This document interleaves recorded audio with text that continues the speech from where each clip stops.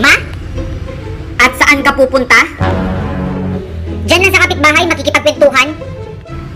Walang aalis. Ano ka dyan? GCQ na kaya? Pwede nang lumabas. GCQ? Bakit? Ha? Nagwalis ka na ba doon? Tapos na. Naglaba ka na ba? Tapos na rin. Naghugas ka na ba ng plato?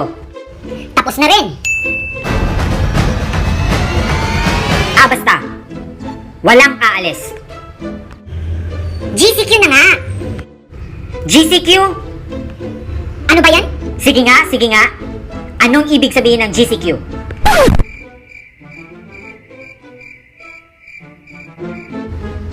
Oh.